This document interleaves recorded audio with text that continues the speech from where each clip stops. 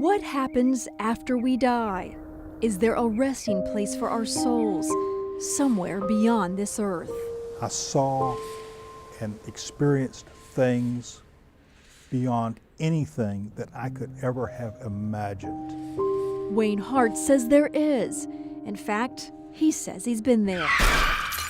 In August of 1996, Hart was on death's door after being struck by a car while moving his disabled vehicle off a busy Spotsylvania County road.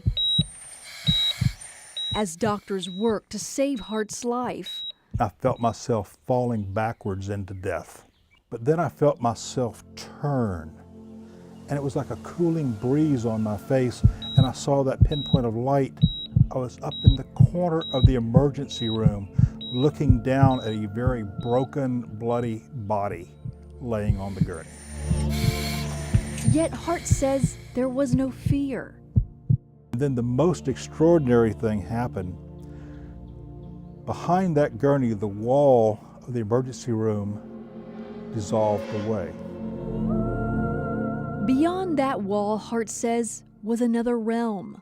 There was a perfect sense of peace, of belonging, of being home. I sensed a presence around me, thought it was a presence that said, you are going to go back.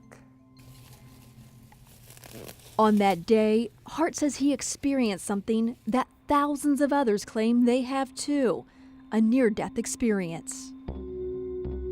Psychiatrist Dr. Bruce Grayson has been studying this phenomena for 30 years. How many files would you say you have? A little over 1,000. Behind closed doors, Grayson and a small team of researchers at the University of Virginia are seeking the answer to a question that's baffled scientists and philosophers for thousands of years. Are the physical brain and conscious mind connected, or are they entirely separate, as near-death experiences might indicate? These are not a sign of hallucination. They're not a sign that you're crazy. They happen to all sorts of people. But not everyone is a believer.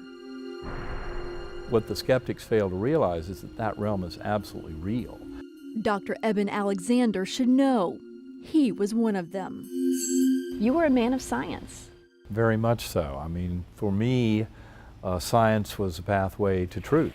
Alexander, a renowned neurosurgeon, was living in Lynchburg with his family in 2006 when a rare and deadly form of meningitis infected his brain, sending him deep into a coma for 7 days. Severe bacterial meningitis is the most perfect model of human death. But even with no recognizable signs of brain activity, Alexander says he still experienced something profound. But it was a very beautiful realm filled with flowers blossoming, these lovely colors and textures beyond description. Waterfalls, perfect little pools, where I was moving up through it as a speck of awareness on a butterfly wing with millions of other butterflies. And by his side, Alexander says, a guardian angel. She never spoke a word, but her message to me, very clear, thoughts coming straight into my mind. You are deeply loved and cherished forever. You have nothing to fear. There's nothing you can do wrong in this realm. This greatly strengthened my faith in God. But it was a revelation made 4 months after Alexander emerged from that coma that convinced him his experience was real. I remember her face so perfectly. For years, Alexander, who was adopted as a baby, had been trying to find his birth parents. When he finally met his biological family, they sent him a photo of his birth sister, a beautiful young woman who had died at the age of 37, just a few years prior. Alexander had never seen or met her, but when he looked at the picture, he instantly knew her. It was the guardian angel he had seen while in the coma. There's no way my mind could have ever made that up. And that part was a tremendous revelation. Hello, how are you? The book he has written, Proof of Heaven, has been at the top of the New York Times bestsellers list for almost a year.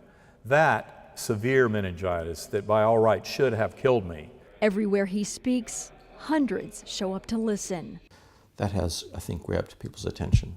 including those in the medical community, Apparent contact with deceased loved ones, like Grayson and his team in the Division of Perceptual Studies, who now have the grant money to attempt something never done before, to study near-death experiences as they occur in the hospital. They'll use computers to project random objects in the ER, OR, and other parts of the hospital, images that would be tough to see unless one was looking down from above. we know that about 10% of people who have cardiac arrests will say that during the arrest they left their bodies, and many of them say that they were hovering above their bodies looking down on it. What is happening in a person's body and brain at that exact moment? It's called a flying dragon. And how does the experience change them? Everything changed. I was a completely different person.